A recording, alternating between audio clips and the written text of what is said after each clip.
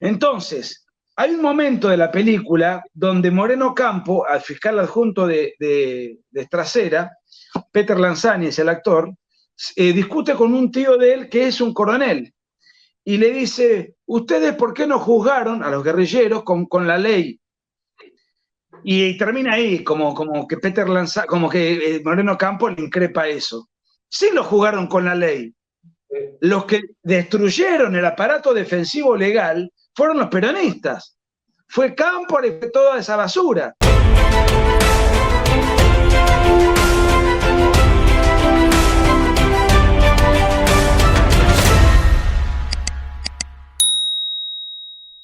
Bueno, muy buenas noches a todos. Tenemos el agrado de estar compartiendo este curso de formación esta noche con Nicolás Márquez, a quien me interesaría hacer una breve presentación, más allá de que probablemente los que están viendo lo conozcan, pero me gustaría hacerla igualmente. Nicolás Márquez es escritor, ensayista, conferencista, analista político. Además de eso, estudió de abogado, docente, hizo cursos estratégicos en terrorismo, contraterrorismo, narcotráfico, crimen organizado. Además de eso, publicó 11 libros. Nicolás, muchas gracias por estar hoy con nosotros. Muchas gracias a ustedes. Quiero aclarar que no es que estudié Derecho o estudié aquello, me recibí siempre. Por la duda, para aclarar la situación. Mira, yo estaba en México, estuve un mes de gira con Miklos Lukács, Pablo Muñoz Iturrieta y parte de esa gira estuvo Agustín Laje. Y la película yo veía por lo menos por las redes, por los diarios. La película tenía una gran aceptación, una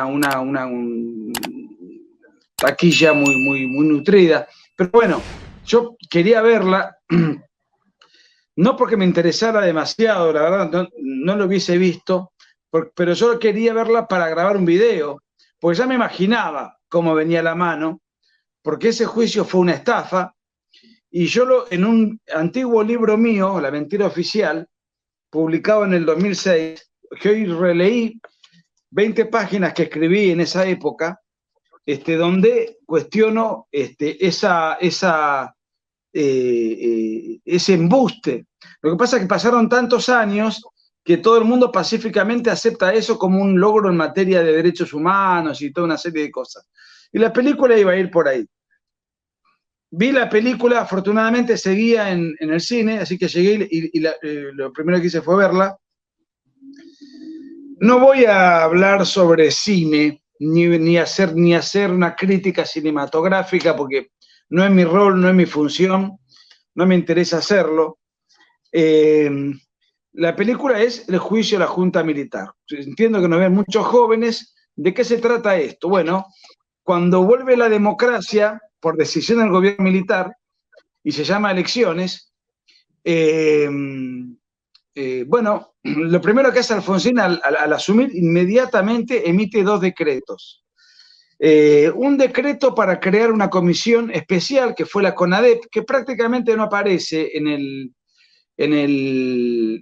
la película, pero que fue básicamente la prueba, aunque en la película le dan más mérito a Trasera y a Moreno Campo, que fueron los fiscales del juicio.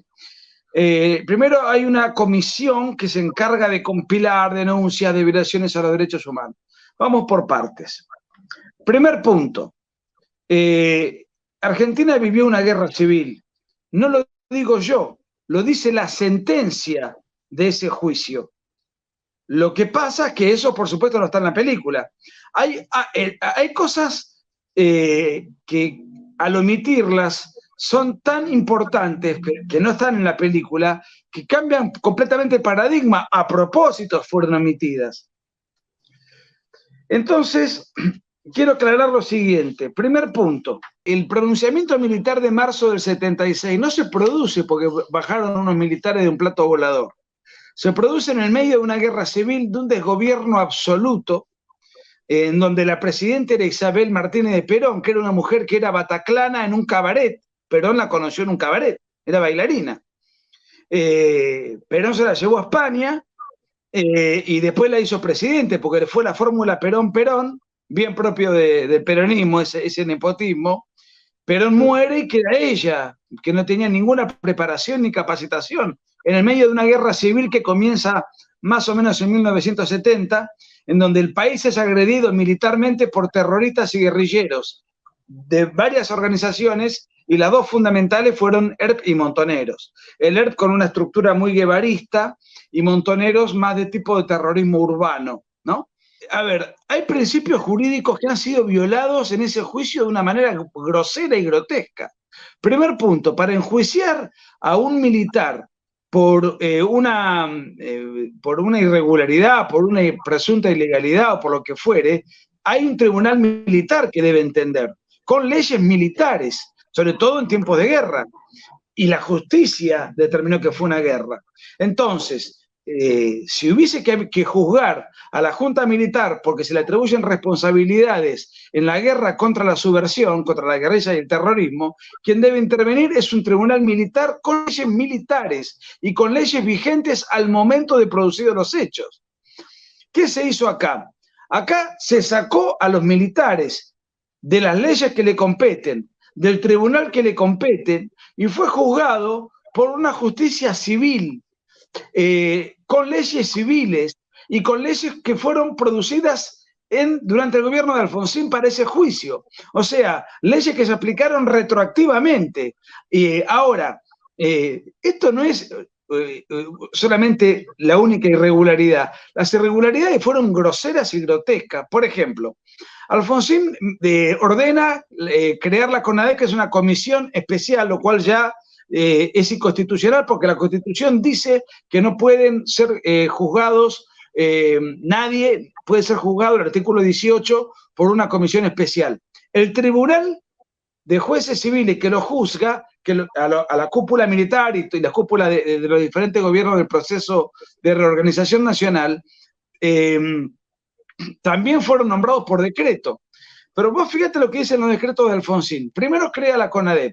La CONADEP recopila testimonios y qué sé yo. ¿Quién preside la CONADEP? La CONADEP la preside Ernesto Sábato, afiliado al Partido Comunista. Partido que en ejercicio del poder cometió 100 millones de muertes. Bien. El decreto del canalla de Alfonsín dice para que se investiguen las violaciones a los derechos humanos cometidas no por los guerrilleros, sino por los militares a partir del 24 de marzo del 76. Ya a partir de esto tenemos que hacer una aclaración. Como el peronismo no podía dar con acierto golpe a la guerrilla, porque la guerrilla estaba inundada de atentados a diarios, tenía el dominio sobre la provincia de Tucumán, tenía una estructura celular tremendamente bien organizada. Según la propia sentencia del juicio, que eso no aparece en la película, los guerrilleros en Argentina eran 25.000. De los cuales 10.000 al menos eran combatientes. O sea que Argentina tenía a la guerrilla y el terrorismo más poderoso del mundo en esa época. Entrenados en Cuba, con una notable preparación. Derribaron helicópteros, derribaron aviones. Yo eso lo tengo en mis libros, son hechos históricos de público conocimiento. Lo que pasa es que la propaganda no se ha encargado de ocultarlos. No cuenta esas cosas. Yo, bueno, quiero aclarar que también vi la película y me llama la atención lo mucho que falla la película, por supuesto a propósito, en contar cuál era la situación de Argentina que llevó al golpe militar. Es como que de golpe pareciera que un día los militares se levantaron de mala gana, con ganas de hacer un golpe y lo hicieron. No cuentan absolutamente nada. Ahí voy. Primero el peronismo trata, a ver, la guerrilla empieza en la década del 70. ¿Qué hizo el gobierno militar de la época? Creó una Cámara Federal Penal para juzgar delitos de subversión, o sea, combatir a la guerrilla con la ley en la mano.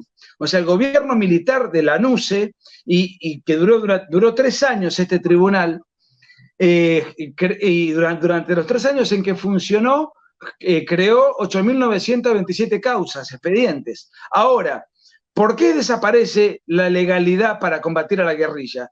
Porque cuando viene la democracia, el malnacido de Cámpora, en complicidad con la partidocracia, indultan y amnistían a todos los guerrilleros y terroristas que estaban detenidos por este tribunal, que había publicidad, cada juicio era conforme a derecho, había delitos de subversión tipificados en el Código Penal y cada guerrillero tenía su abogado. Entonces, esa posibilidad la destruye el peronismo.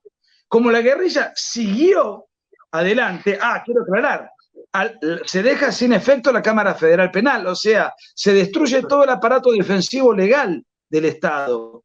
Y de los nueve jueces, 8 tuvieron que escapar por amenazas de muerte al extranjero y otro no pudo, que fue el juez Quiroga, que lo mataron por la espalda.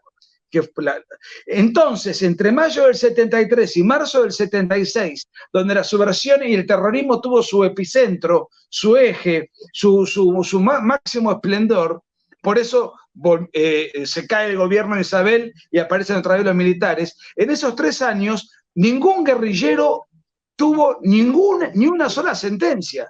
Entre otras cosas, porque ningún juez se iba a animar a jugar un guerrillero.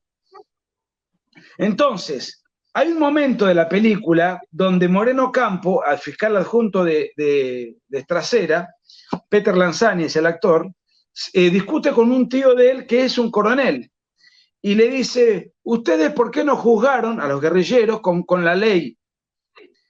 Y termina ahí, como que Peter Lanzani, como que Moreno Campo le increpa eso. Sí lo jugaron con la ley. Los que destruyeron el aparato defensivo legal fueron los peronistas. Fue Cámpora y fue toda esa basura. Mientras duró la democracia, que fue un desastre por todo concepto del gobierno peronista, de mayo del 73 a marzo del 76, calcula que empieza Cámpora, después Cámpora cae por un golpe de Estado que le hace el propio peronismo con la matanza de Seiza, que fue una guerra interna dentro del peronismo donde hubo 400 heridos con el regreso de Perón. Después asume Lastiri como presidente interino, que era el yerno de López Rega, el creador de la AAA. Después viene Perón, viejo, cansado, se muere a los pocos meses y no deja a Isabel. Además de eso, la hiperinflación y con el Rodrigazo. La cantidad de atentados, si mal no recuerdo, en democracia fue de 7.000. Ahora, Alfonsín, ¿qué hizo durante ese periodo? Fue abogado de los guerrilleros del ERP. Cuando por ejemplo, en la causa Salustro, ¿quién era Salustro? Era el gerente de la Fiat. El ERP lo secuestra para pedir un rescate y en el marco de las negociaciones le pegan un tiro en la cabeza a Salustro. Pero en las negociaciones estaba Alfonsín. Y cuando fue defensor de una de las terroristas secuestradoras de apellido Urdampilleta, emite un comunicado en su defensa en donde dice que estamos en guerra. Entonces es una combatiente, no es una delincuente. Ese fue el argumento de Alfonsín, defensor de guerrilleros y terroristas durante la época de la guerrilla y de la guerra civil que vivió la Argentina. Cuando se produce la caída, el peronismo primero intenta combatir a la guerrilla con la AAA, que eran organismos paramilitares, era ilegal la represión del peronismo.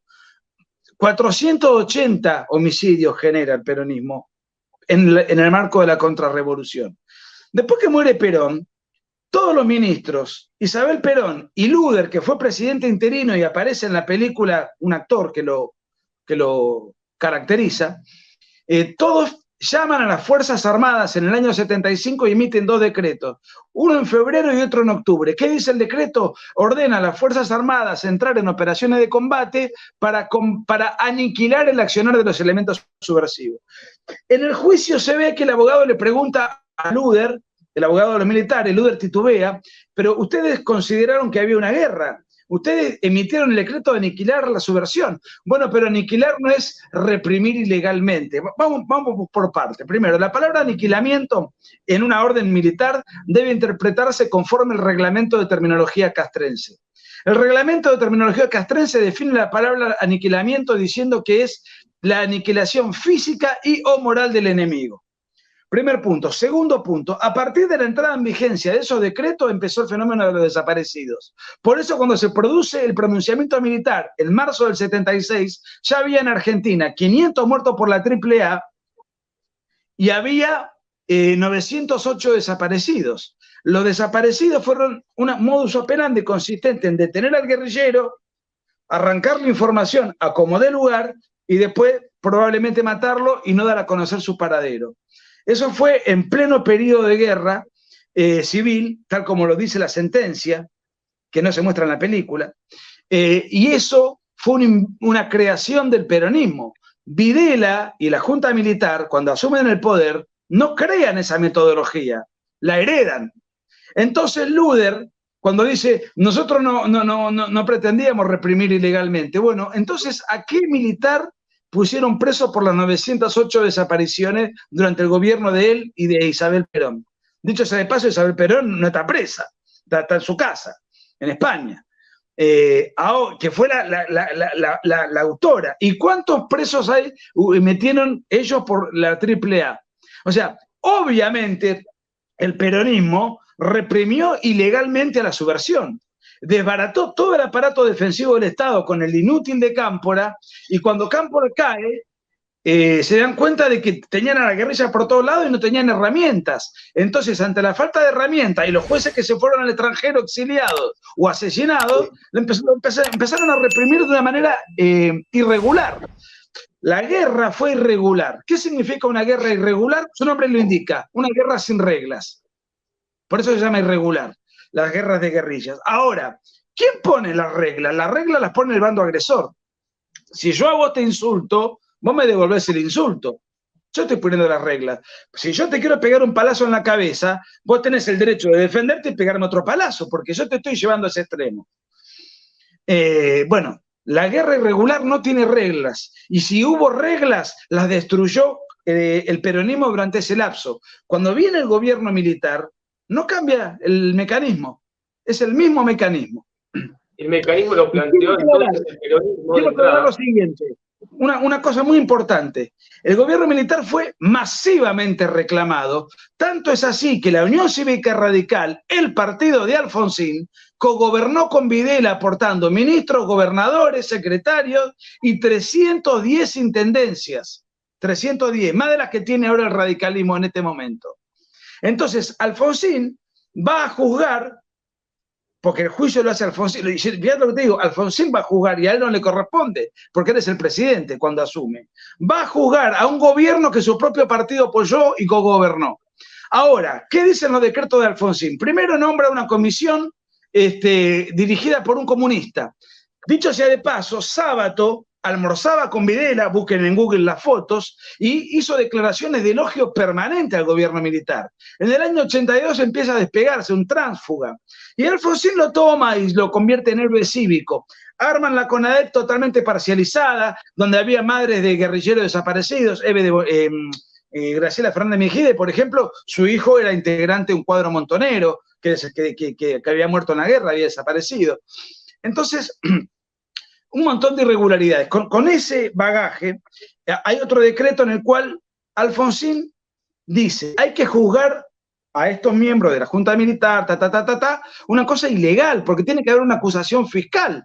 Yo no te puedo juzgar a vos por decreto de un presidente. Yo soy un presidente y digo, voy a que se juzgue a Román Bénica, con un agravante. El decreto decía que se juzgue a Román Bénica por... Estoy poniendo un ejemplo, si yo te quiero juzgar a vos, por los delitos que vos cometiste. O sea, yo ya en el decreto ilegal, no solamente estoy diciendo que hay que juzgar a fulano, sino que ya estoy sentenciando la condena, porque estoy afirmando que vos cometiste esos delitos. Entonces, te saco de los jueces naturales que te competen, te hago una causa por decreto, te condeno por decreto y nombro a los jueces y a los fiscales que te van a juzgar por decreto, con un agravante. Tanto el fiscal Estracera, que es el protagonista de la película, que es Darín, como todos los jueces del tribunal, todos fueron funcionarios del gobierno militar, funcionarios judiciales. Ninguno jamás de oficio elaboró un pedido, una causa de algún militar por alguna desaparición. Al contrario, Estracera era famoso por rechazar los habeas corpus de los detenidos. El caso más emblemático es el de Zepernik, el caso Zepernik emblemático. O sea, fue funcionarios de Videla que juraron por el Estatuto de la Organización Nacional, que era un complemento de la Constitución en ese momento, juzgaron por el Estatuto de Videla, fueron obedientes funcionarios de Videla, Y sin embargo Alfonsín los nombra por decreto para juzgar y condenar por decreto, con otras leyes, con leyes sacadas ex post facto, con leyes civiles, con un tribunal especial conformado por exfuncionarios del gobierno militar. Una banda de hipócritas. Una banda de hipócritas, y lo hace el radicalismo, que fue el que más apoyó el golpe y el que más funcionarios tuvo dentro del gobierno de Videla. Entonces, ya estoy haciendo un análisis mezclando lo político y lo jurídico, ¿no? Después hay diálogos improbables en la película que son patéticos. Por ejemplo, hay un momento en el cual Trócoli, ministro del Interior de Alfonsín, da un discurso enérgico recordando que también hay otra historia y que fue el terror y los asesinatos cometidos por la guerrilla. Entonces eso lo está viendo Darín y se enoja y apaga el televisor.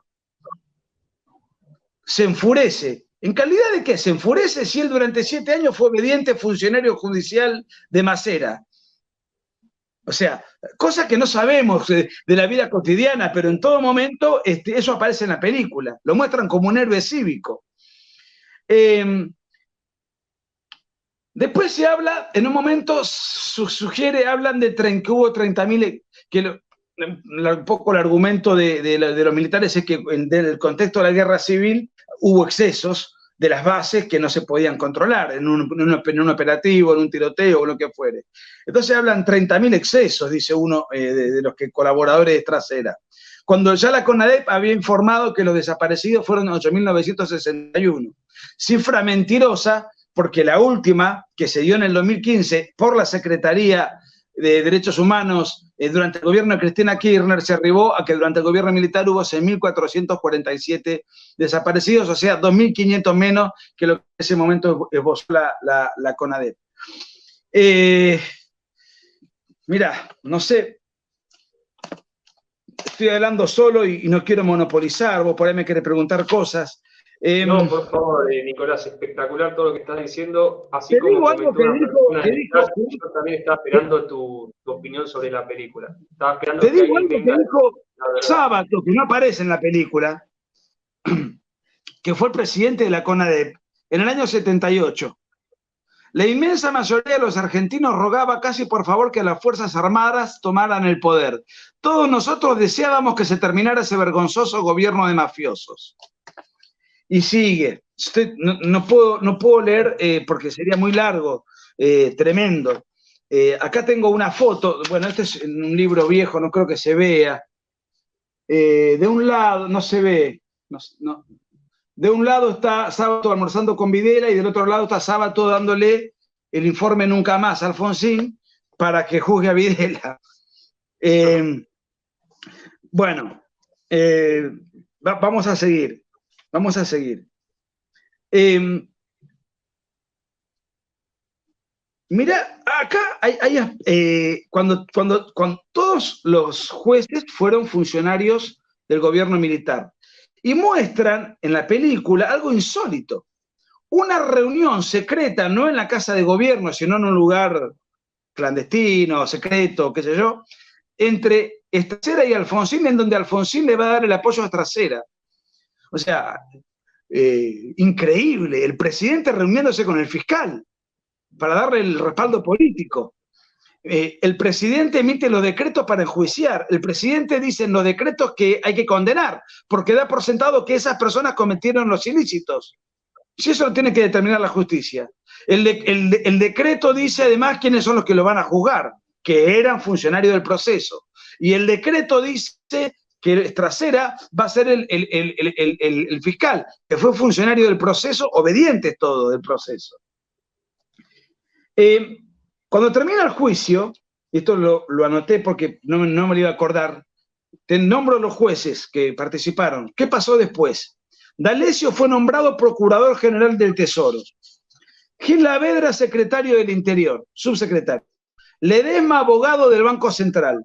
Arlanián, beneficiado por el Banco Hipotecario Nacional. Y Trasera fue compensado y galardonado como embajador especial en Europa. En premio. Y encima muestran como que ellos eran víctimas, como que había militares que presionaban y amenazaban, como que el gobierno de Alfonsín era un gobierno muy débil y que todavía había poder militar. Pero Alfonsín tuvo un poder absoluto, tuvo inclusive gobernó Córdoba, Santa Fe, inclusive la provincia de Buenos Aires la ganó el radicalismo y al intendente en esa época no había elecciones porteñas, el intendente lo ponía el presidente, tenía todo el dominio político y nombró a todos los jueces de la Corte Suprema. O sea, los militares aparte se habían ido muy mal después de la guerra de Malvinas, no tenían ningún poder. Y en la película muestran como que Stracera vive amenazado, como que el otro también vive amenazado, y muestran todas cosas que no se pueden probar.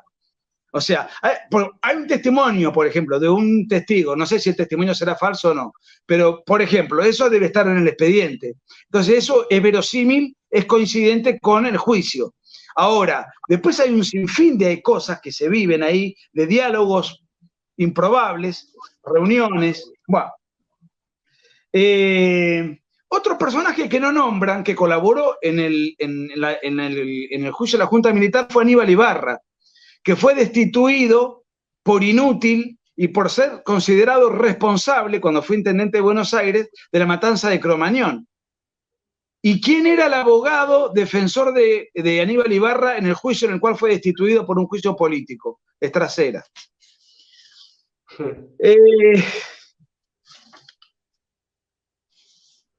A ver. Nicolás, perdón que te interrumpa un segundo. Nos estamos acercando a la media hora. Quiero mantener la promesa con nuestros espectadores de que el curso va a durar alrededor de media hora. Si se Entonces, déjame leerte esto nada más. Que no está en la sentencia. Que no está en la película, perdón, está en la sentencia. En la sentencia, con todas las irregularidades que te estoy nombrando. Un juicio manifiestamente nulo desde el punto de vista jurídico. La sentencia confirma que hubo 25.000 integrantes, habla del terrorismo, etcétera, etcétera, etcétera, que quería tomar el poder. Dice que no hubo plan sistemático de robo de menores, la sentencia, cosa que no está en la película. Y dice, el fenómeno se correspondió con el concepto de guerra revolucionaria. Si el Tribunal Civil ilegal, inconstitucional, reconoce que hubo una guerra, tiene que remitirlo del expediente a un tribunal militar, a un tribunal de guerra, con la ley de guerra. Bien, y dice, algunos de los hechos de esa guerra habrían justificado la aplicación de la pena de muerte contemplado en el Código de Justicia Militar. Lo que pasa es que no regía el Código de Justicia Militar que ellos reconocen que había que haber aplicado. Porque ellos no están juzgando a los militares conforme el Código de Justicia Militar, sino conforme el Código Civil, Código de Justicia Civil. Y dice, no hay entonces delincuentes políticos, sino enemigos de guerra. Vuelve con la palabra guerra y dice, pues ambas partes son bélicamente iguales. Bien. Como se desprende de lo hasta aquí expresado, debemos admitir que en nuestro país hubo una guerra interna desatada por las organizaciones terroristas contra las instituciones de su propio Estado, y la sentencia contabiliza entre 1969 y 1979, todo esto no está en la película.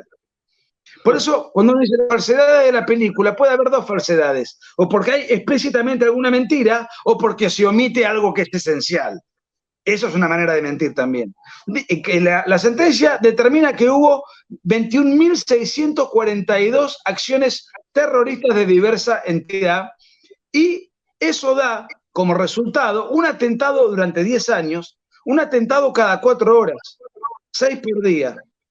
Por supuesto, según no hay fuentes muy coincidentes en cuanto a la cantidad de muertos que generó la subversión, pero más o menos se estila, van entre los 1.200 y los 1.500. Según la sentencia fueron 1.500. Y la sentencia dice que lo que hoy estamos juzgando no se hubiese producido de no haber existido el terrorismo. O sea, si querés te lo leo, no quiero quitarte tiempo. Adelante, adelante. Pero eso fue lo que pasó, un juicio injusto, nulo, donde se saca a los magistrados, en donde la clase política se hace la idiota y la distraída. Y otra cosa que me olvidé, Alfonsín dice que se juzguen los hechos a partir del 24 de marzo de 76, no los hechos de subversión, de eso se hace el distraído, si él mismo era abogado del ERP. Ahora, todo lo que pasó antes, los 908 desaparecidos y los muertos por la AAA, Alfonsín no quiere enemistarse con el peronismo. Entonces le quita al peronismo toda responsabilidad política, que fue la que creó y diseñó el plan considerado ilegal para reprimir a la subversión, y todo lo carga sobre la Junta Militar. Entonces, fíjate, inclusive después el canalla de Néstor Kirchner pone como feriado el 24 de marzo. O sea, contemos la historia a partir de acá. No contemos lo que pasó antes. Pongámosle fecha a esto para no mancillar el buen nombre y honor de la vergüenza que fue para el país el peronismo, el terrorismo, el camporismo, la subversión, etcétera. Después vino la respuesta. La respuesta la dio el peronismo y la continuó el gobierno de facto, apoyado por todos los partidos políticos, fundamentalmente por el partido de Alfonsín, que fue el que impuso el juicio, ilegalmente. Y por los medios de comunicación, si tengo entendido. Bueno, a ver, eso se daría para otra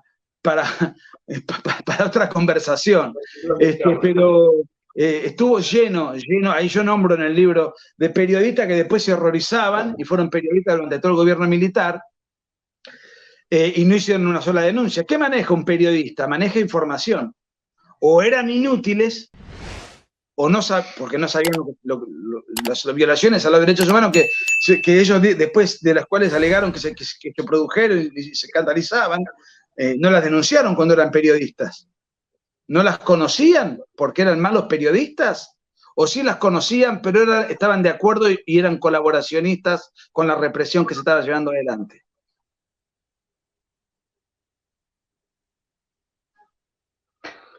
Claro, totalmente.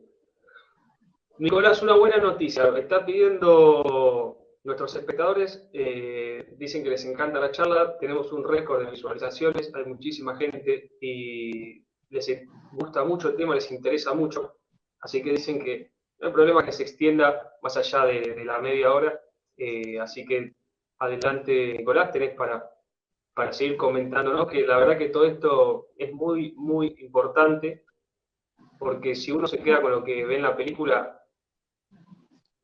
muy poco. Bueno, yo les agradezco. Acá hay un señor, estoy viendo los comentarios, gracias, que dice, la palabra terrorista está mal empleada. No, no está mal empleada. O sea, poner una bomba, y el terrorismo tiene la característica de la indiscriminación de la víctima. Si yo pongo una bomba en un banco y mueren 10 personas, eso es terrorismo. Y eso se aplicó en la Argentina. Y de hecho, ahora hubo recientemente un libro de Reato donde analiza un hecho puntual entre los 21.642, cuya autoría intelectual se le atribuye a Rodolfo Walsh, que era el jefe de Horacio Berbisky en el aparato de inteligencia de Montonero. La autoría intelectual se le atribuyen a él, y los inútiles de Cambiemos lo homenajean y le hacen el subte, y además se festeja se celebra el Día del Periodista en honor a Rodolfo Walsh, que murió, desapareció, pero no desapareció porque era un periodista disidente, desapareció porque era el jefe de inteligencia de Montoneros. Ahora, uno puede estar en desacuerdo con la metodología, puede reprobar la desaparición, eso es otra discusión. Lo que quiero decir, no murió porque era un héroe, era un terrorista. Bajo su comando, bajo su cabeza y su información, pasaron los atentados terroristas de Montoneros más emblemáticos, entre ellos que mencioné, en el cual mueren 22 personas y 64 son mutiladas. Bueno, entonces sí está bien, y también empleada la palabra guerrilla, porque por ejemplo en Tucumán, donde fue el general Bussi a combatir por orden del gobierno peronista, a partir de diciembre del 73, para combatir a la guerrilla en Tucumán, donde los guerrilleros voltearon helicópteros, aviones. Tengo un libro solamente dedicado a la guerrilla en Tucumán, que se llama El Vietnam Argentino, prologado por Rosendo Fraga, que publiqué en el 2008. O sea, solamente dedicado a ese episodio puntual que fue tremendo, que duró 3 años. En el resto del país, por supuesto, se movilizaba con... A ver, Montonero llegó a tener... No es fácil especificar una cantidad de integrantes en organizaciones ilegales, pero Montonero llegó a tener entre 12 y 15.000 integrantes. Además, rotaban porque caían en guerra, reclutaban a otros, y en el mejor momento del ERP, en 1975, según el libro del ex guerrillero del ERP, e historiador Pablo Pozzi, el ERP llegó a tener 7.200. Además, había otras organizaciones, la FAP, la FAL, OPPO, donde operaban criminalmente los hijos de Bonafini. Las hijas de Carlotto operaban en la organización homicida Montoneros. O sea, inclusive cuando en un momento determinado aparece la madre de Plaza de Mayo en la película. La sede, y después aparece, claro, no te dicen que apoyaban a Al Qaeda, que apoyaban a la FARC, que apoyaron a la ETA, que estafaron al Estado y que reivindicaron a la guerrilla del terrorismo y del ERP y de Montoneros. ¿Cómo? ¿No son organizaciones que dicen defender los derechos humanos?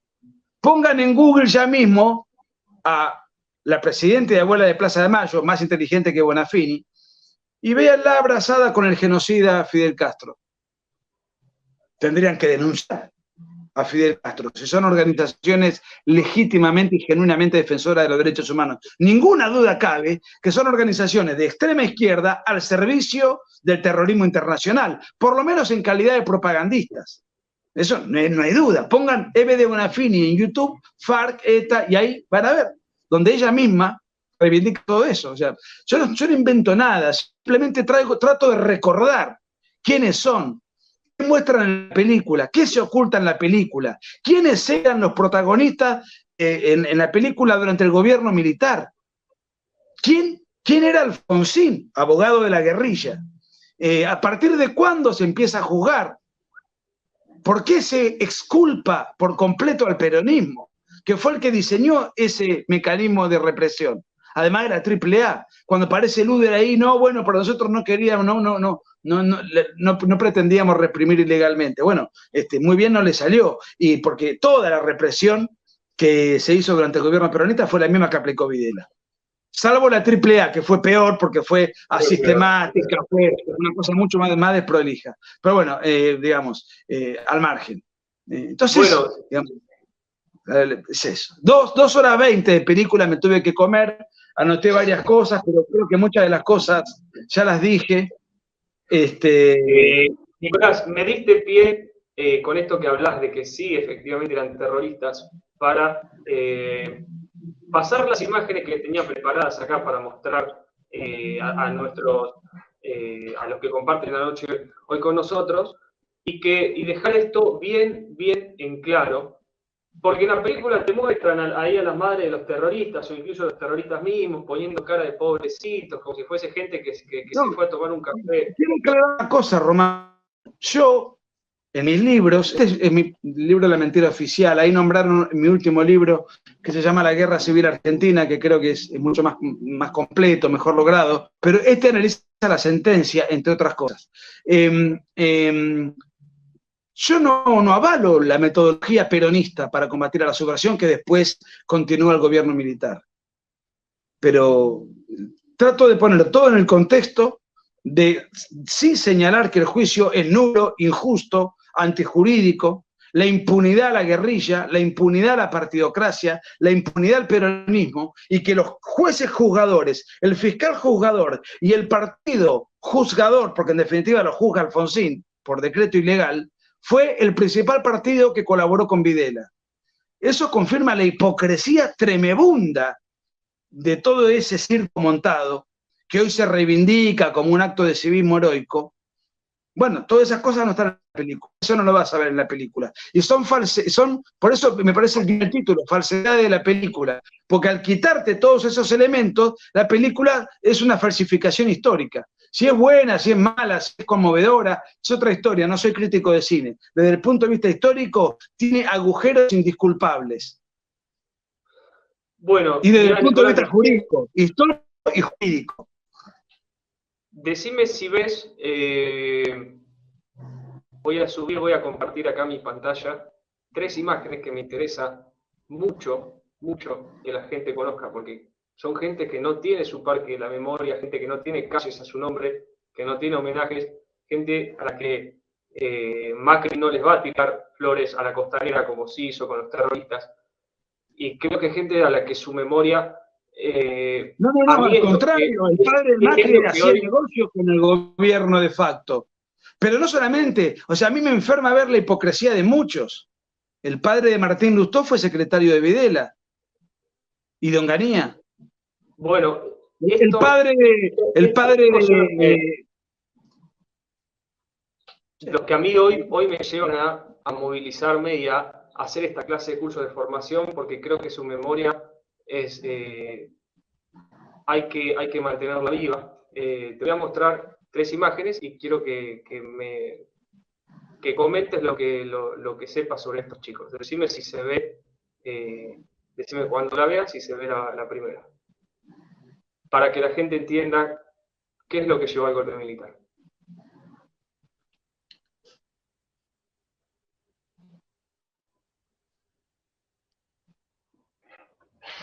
¿La ves a la imagen, Nicolás? Sí. Bueno, creo que es una niña de apellido Cabrera, ¿no? Guillermina Cabrera Rojo, asesinada por Tenía una 2 bomba que años. Uturungos puso en su casa para matar a su padre en 1960. La gente que cree que los atentados terroristas empezaron por el golpe militar, no, el golpe militar fue en el 76. Y la bomba que mató a Guillermina Cabrera Rojo cuando tenía 3 añitos, estaba durmiendo, ella dormía en la cuna, sacando la manito agarrada a la mano de su padre que dormía con la cama al lado. Y Utrunco, para matar a su padre, que era militar, puso una bomba en su casa que explotó, asesinándola a ella y dejando con graves secuelas a sus 2 hermanos que tenían escasos años más que ella. A todo esto, justo lo que comentabas, los asesinos de Guillermina Cabrera Rojo fueron liberados por Héctor Cámpora. Es decir, los Mirá, hubo agarraron. 25.000 combatientes guerrilleros según la sentencia del juicio falso, pero juicio paródico que se hizo, que eso no está en la película. De esos 25.000 guerrilleros, ¿por qué el Tribunal de Oficio no empezó a perseguir guerrilleros? ¿No? Pregunto, no sé. El fiscal es Trasera, ¿por qué no, de los 25.000, por qué no metió preso uno? Hubo un solo momento en el cual Firmenich estuvo unos meses preso en Brasil, nada más. Ni siquiera los prisioneros, los guerrilleros que atentaron, porque finalmente los militares, a pesar de eso, lo salvaron a Alfonsín. Si Alfonsín padeció un atentado terrorista guerrillero que pretendieron tomar el poder del Estado en el famoso ataque al cuartel de la Tablada, por el cual hay militares procesados y todos los guerrilleros fueron con sus penas conmutadas. Estamos hablando de Alfonsín fue víctima del terrorismo. Y los militares lo salvaron de él en el final de su mandato. Mandato que no terminó por inútil, por haber sido un presidente vergonzoso, hiperinflacionario. El país no funcionaba, no había luz, no había gas, no había electricidad, no había petróleo. La hiperinflación más alta del mundo después de la Alemania de 1923. Ahora lo convierten en héroe. Se fue 6 meses antes, no pudo terminar. Los radicales son como los dientes de leche. Antes de los 6 años se caen solos. La última vez que los radicales terminaron un gobierno fue en 1928. Alvear. Dentro de 6 años se cumplen 100 años sin que los radicales hayan podido terminar un gobierno. Eso sí, se prendían a los gobiernos militares porque ahí ocupaban cuotas de poder que no podían ocupar en democracia. Claro. Porque cuando gobernaban no terminaban. Siguiente imagen, a ver si la puedo pasar. Esta niña. Bueno, sí. María Cristina Viola.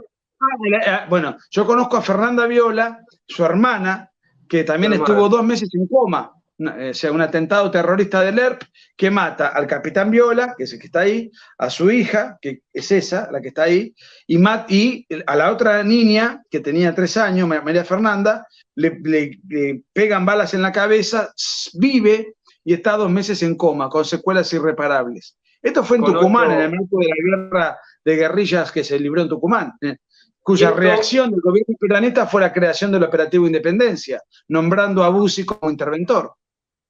Y esto fue en 1974. O sea, fue 2 años, esto fue en 1974. Fue 2 años antes del golpe militar. Sí. Para que la gente entienda qué situación se vivía en Argentina y qué es lo que llevó al golpe militar. Se estacionó un auto, contando la historia muy resumidamente, se estacionó un auto de ERP cuando la madre de María Cristina, de esta nenita, se bajó a abrir el portón. El esposo, que fue Humberto Viola, que es el que fallece, quedó arriba del auto, se acercó a un auto del ERP al lado, le tiró un tiro con una escopeta. Después le tiraron con una ametralladora. El padre, estando herido, se alejó, se bajó del auto y se bajó porque sabía que estaban sus dos hijas en el asiento trasero. Con el escopetazo es que matan a María Cristina en el momento, y es que ahí a su hermana la hieren, que está en coma 2 meses y sufrió 8 operaciones que la dejaron con secuelas de por vida. Estos eran el ERP, estos son los montoneros. Esta es la gente que hoy se homenajea, esta es la gente que hoy está en el... Este atentado concreto fue el ERP. Fue el ERP. Perdón, me confundí, el ERP. Siguiente imagen, y la última. Este nenito que es, este niño fue asesinado en 1977, es decir, en el juicio del 75. Me hubiese gustado saber si harían también una película, Lanzani y Darín, sobre estos 3 chicos que fueron asesinados por los terroristas que fueron perseguidos justamente por la dictadura militar, porque este niño, Juan Eduardo Barrios, venía de una familia humilde. Es la única foto que existe de él, que fue con una cámara de fotos que le prestaron, porque venía de una familia que no tenía plata para comprar una cámara de fotos. Había acompañado a la mamá 3 años. Estos 3 chicos tenían 3 años cada uno, cuando los grupos terroristas los asesinaron. Fue al Banco Provincia con la mamá, salieron, él le pide a la mamá que le compre un helado. La mamá se acerca, van a un kiosco, y mientras la mamá estaba pagando y él estaba comiéndose el heladito, un auto comandado por montoneros, con montoneros arriba del mismo, de un escopetazo matan al guardia del Banco Provincia, que estaba haciendo su debida guardia en el momento. Una mujer del grupo Montoneros se baja con un balde de nafta, rocía con nafta al soldado herido, al guardia herido, lo rocía con nafta, lo prende fuego, vivo, y cuando se va con una ametralladora, empieza a tirar tiros a mansalva. Bueno, uno de esos tiros le dan en el estómago a Juan Eduardo Barrios, que muere desangrado en el lugar. ¿Quién fue el asesino? Era materia cotidiana. Explotaban las bombas, caían helicópteros, caían aviones, secuestros seguidos de muerte. Hay declaraciones que no las tengo acá, las tengo en mi último libro, de Firmenich y de Galimberti, 2 altísimos jefes de Montonero. Bueno, Firmenich era el número 1. Galimberti dice, no, ¿cómo vamos a cuestionar nosotros la tortura si nosotros hacíamos lo mismo?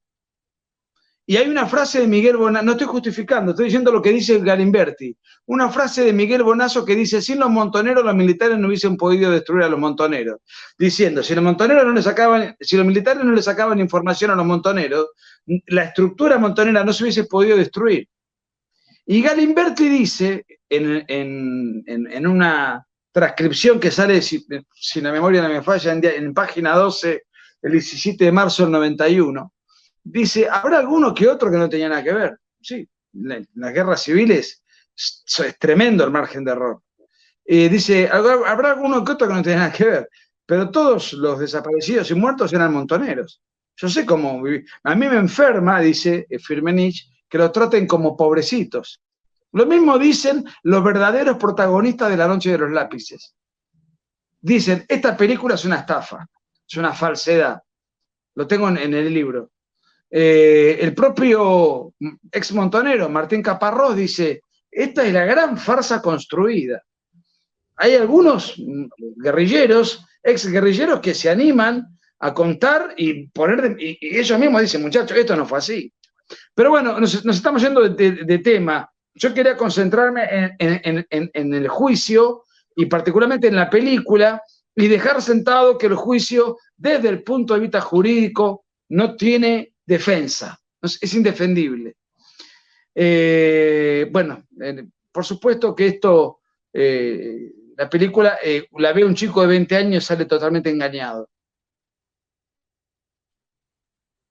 Es muy importante el trabajo que hiciste, Nicolás, y por eso la verdad que te estoy súper agradecido. Estoy seguro que la gente que te está viendo también. Este video va a estar subido a nuestro canal de No Juventud. Si nos haces el honor de subirlo a tu canal, te vamos a estar muy agradecidos. Es importante que cualquier persona que haya visto esa película y que realmente tenga honestidad intelectual y quiera saber la verdad de lo que pasó, venga a este video y escuche esta charla, escuche todas las cosas que comentaste, Nicolás, porque esto nos acerca a la verdad. Bueno, ojalá que se haya sido una contribución y que genere en quienes nos están escuchando una duda. Yo no pretendo catequizar a nadie, pero de repente sembrarle la duda, ya eso es mucho. Bueno, pasados ya los 50 minutos, te agradezco, Nicolás, por haberte quedado de más de lo que habíamos pactado inicialmente. Me interesaría responder algunas preguntas del público que están haciendo acá. Déjame que lea y busque. Bueno, acá nos pregunta Sebastián, dice, Nicolás, excelente charla, ¿podrás explicar la falsedad del concepto de terrorismo de Estado impuesto por el subversivo Luis Duhalde? Bueno, Luis Duhalde era abogado, era el jefe de los abogados del ERP. Esto está muy bien relatado en el libro de María Seoane, Todo o Nada, María Seoane, ligada al ERP, que es una biografía sobre el asesino, líder del ERP, Mario Roberto Santucho, o sea, donde Duhalde cuenta, bueno, me vinieron a ver porque iban a empezar la guerra, dice textualmente Duhalde, iban a necesitar abogados y quedamos apalabrados para. De hecho, cuando en un momento determinado estaban presos unos guerrilleros, se escapan del penal, toman un avión, se escapan a Chile. Chile estaba Salvador Allende, un dictador siniestro, no los devuelve, no los extradita a la Argentina, los manda a Cuba los guerrilleros, Santucho, Guerrerán Merlo, algunos más. ¿Y quién nos esperaba en Cuba? Eduardo Luis Duhalde, que ligado a la guerrilla y al terrorismo, no, como corresponde, fue secretario de Derechos Humanos de Néstor Kirchner. O sea, todo lo que es, cuando te hablan de derechos humanos hay que desconfiar. Estos tipos huelen a terrorismo, a guerrilla y a comunismo.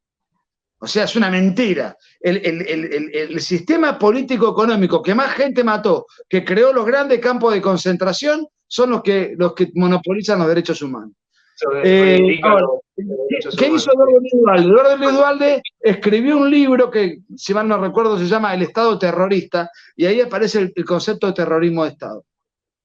En realidad, el terrorismo de Estado sería un Estado que promueve el terrorismo, por ejemplo, Cuba, porque los guerrilleros y los terroristas argentinos y de muchas otras partes se entrenaban en Cuba.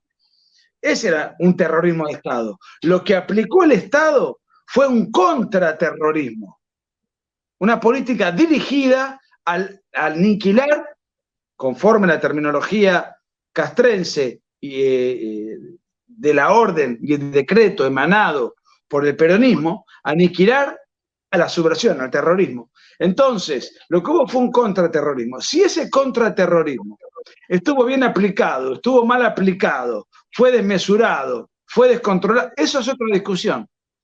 Pero fue un contraterrorismo. Si estuvo bien o mal aplicado, lo podemos discutir hasta las 6 de la mañana. No fue un terrorismo de Estado. Terrorismo de Estado es el Estado que fomenta el terrorismo. Cuba. Claro. Bueno, respondemos a alguna pregunta más. Alguien que, bueno, Laureano Martínez nos dice, soy docente y voy a utilizar este video de entrevista para dar clase a mis alumnos. Muchas gracias a vos, gracias a vos, Laureano. Absolutamente todo lo que uno hace suma. Y las semillas que uno esparce pueden dar muy buenos frutos, así que te agradecemos a vos también.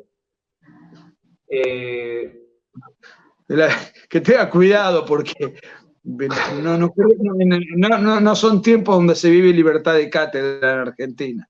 Ojalá lo pueda pasar sin problemas, porque libertad de cátedra no brilla por su presencia en Argentina. Bueno, Nicolás, muchísimas gracias por estar hoy acá. La verdad que estuvo excelente la charla. Gracias por este análisis, porque con tus conocimientos más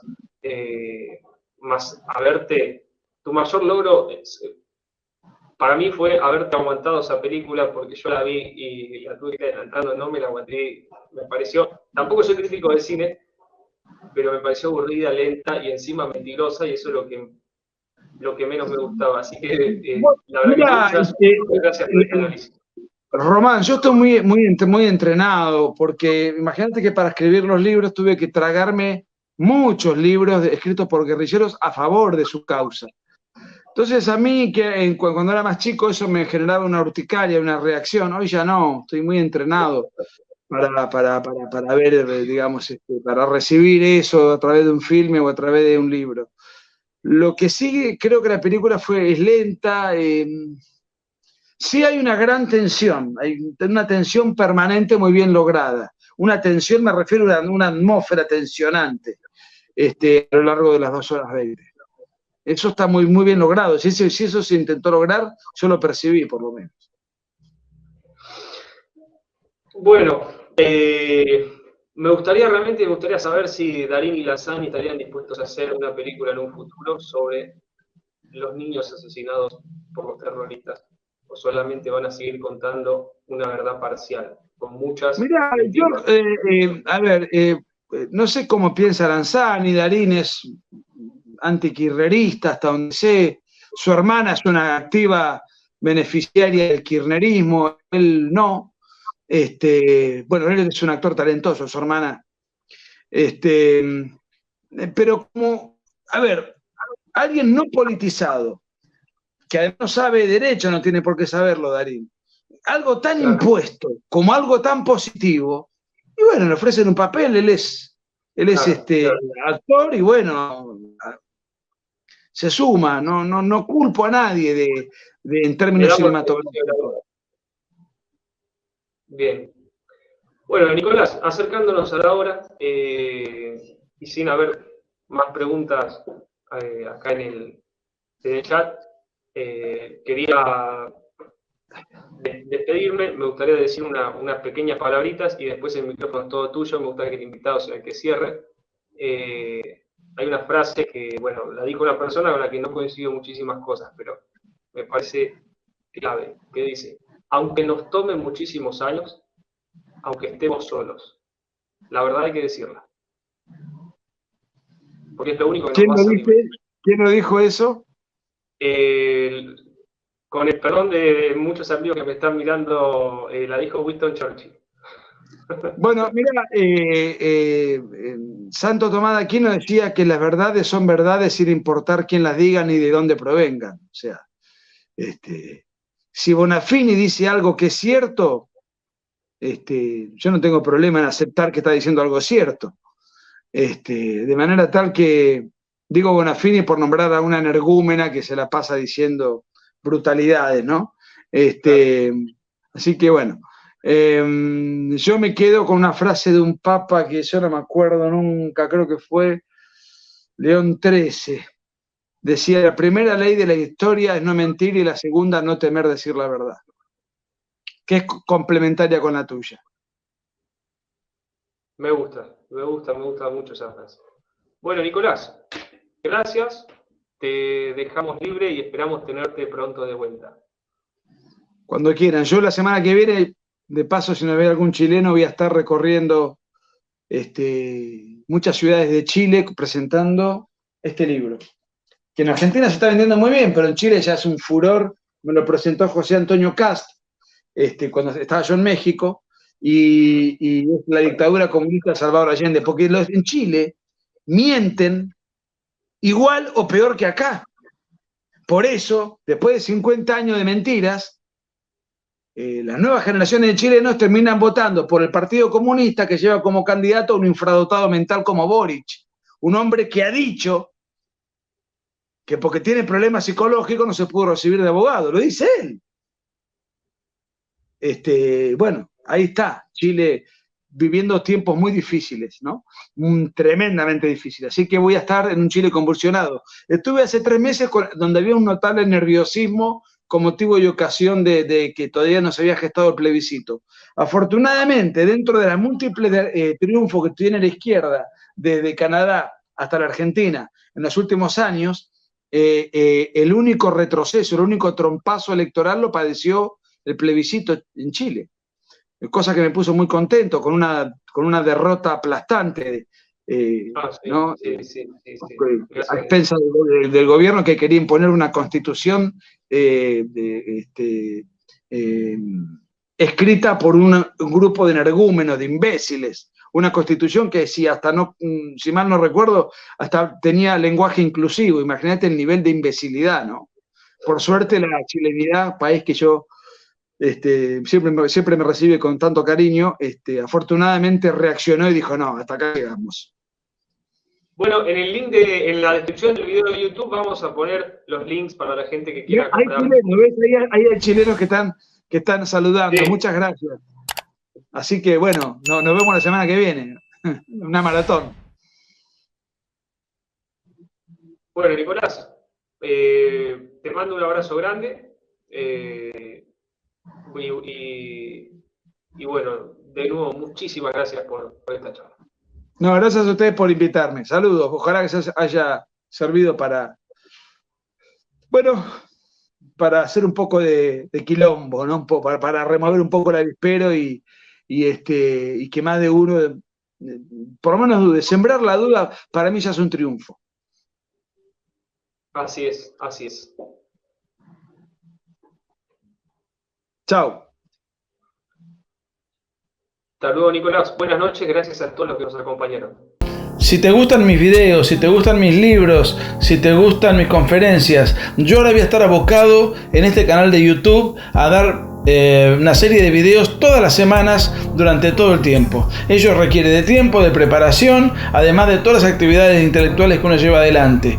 Si estás de acuerdo con lo que hago, si te sentís identificado y representado, ten en cuenta que estamos dando una batalla cultural contra toda la progresía, contra la agenda globalista.